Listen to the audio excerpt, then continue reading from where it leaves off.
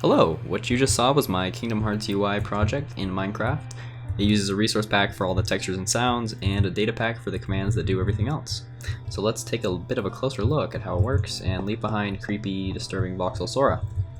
So as you saw, you can scroll through the different commands, open up submenus, close them, scroll around, we can increase our health, or do whatever, and yeah. In my opinion, the most impressive, interesting thing about this is how it draws on the screen in the first place. How can we overlap all of this information without having an item retextured or something like that for all the crazy combinations? And I have set up a little demonstration to explain just a bit about how that works. So let's head over there. Okay, so at the very basics, this is the concept. We have these 4 armor stands who are named, and as I scroll around, the one that's selected is blue. And you can see that their names are printed down there to the action bar. And that uses a text component known as selector. And so, for example, say we have these 2 pigs, Bob and Fred. I can do tell raw at a selector at e type equals pig, sort equals nearest. And it does Bob, comma Fred. Because Bob was closer, he came first. If I was standing over here, it would be Fred, comma Bob.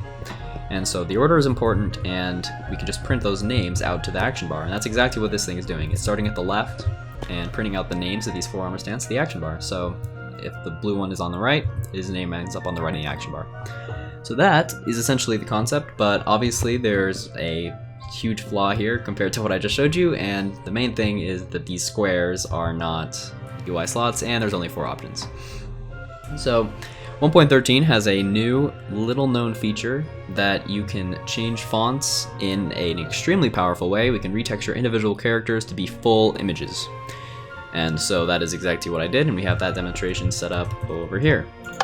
So now, you'll notice the armor stand names are the little buttons that you saw before, which makes sense, and there's also 8 armor stands. So now instead of having just 1 active at a time, and they're all shown, we're only showing the names of the armor stands wearing gold helmets. So in this case, first we show 3 names of deselected slots, and then we show the 1 name of the rightmost selected slot. And as we scroll around, you can see how the helmets change, so that there's exactly 1 selected slot at every time, and it's showing exactly 4 armor stand names at every time. And you can see how that's reflected on the action bar. The 2 guys, 1 selected, 1 deselected. And so only the active ones, which is an important term that I use, are being shown to the action bar. And of course this has yet another glaring flaw compared to what I just showed you, which is that they are going from left to right instead of top to down. So you're thinking like, well, if it's just text, obviously it has to be printed from left to right. That's just how English text works. And it's very true, but we can get around that, and so I have another little demonstration here. Someone on the Minecraft Commands Discord server has a special resource pack that retextures some characters to be negative spaces. So instead of a space that adds gaps between characters, we can actually go backwards and draw over what we've already drawn. So here's just a simple command block that does hello there to the title. Hello is red, there is blue.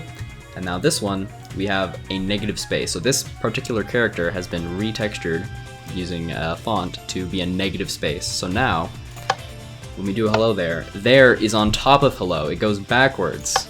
If there's a small negative space that pushes them together, and if you calculate it out just right, you can put them right on top of each other. So here we have the word overlap in dark blue, and then a negative space that's large enough to push the second word right on top of it.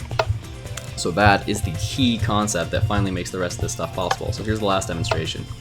Now each of the armor stands has the name, and then a negative space that's the exact same width. So it basically puts the cursor right back to where it was before. So now as we scroll around, they're just right on top of each other. Each one has a different height, so we don't want them to be right on top of each other like the overlap. We want one of them to be lower and one of them to be lower, and so on. And so now it's starting to really resemble what I had before, and the full thing has lots of different intricacies with stuff being pushed to the right and lots of layers. But that's what the data pack handles. The key concept here is perfectly demonstrated.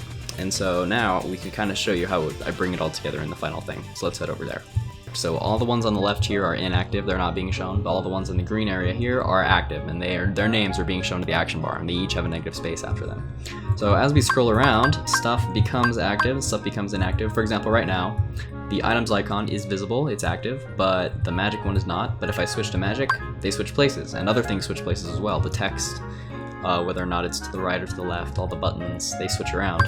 And if I open up submenus, they become active or inactive.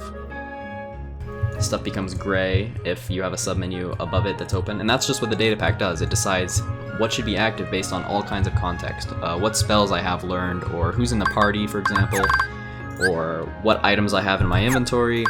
The data pack handles all of that, and it figures out exactly what should be active. And then all the active things are just drawn to the action bar. And it turns out like this. You can kind of see, if you stand up here, in the little green section there, what active stuff ends up looking like as it's layered like this. But for convenience, I have a version here that does the same thing. I have everything just stacked barely on top of each other, and that's how it turns out. All the names are stacked right on top of each other. They're drawn to the action bar, stacked on top of each other because they all have negative spaces. And that's how it turns out. It's a really cool mechanic and idea, and I'm pretty happy with it. You can kind of see a bit more of how this works if I switch from this. So here's layer mode, where every time I switch a slot, it draws one by one from top to bottom. So that's how it's drawing everything in, essentially, but it obviously does it way faster than this. So as I scroll around, you can see bottom stuff comes in first, and the stuff on top comes in after it. That's how it's layered.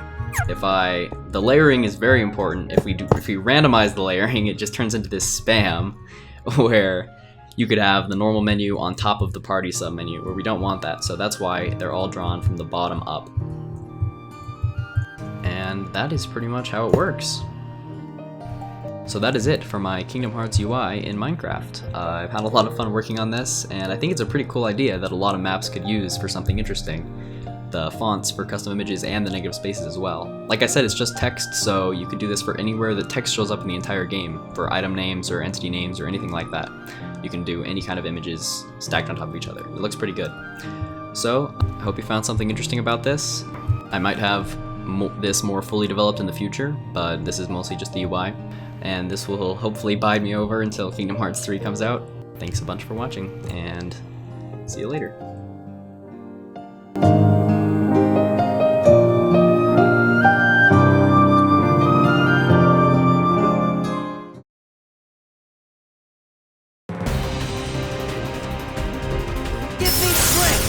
Dual wield!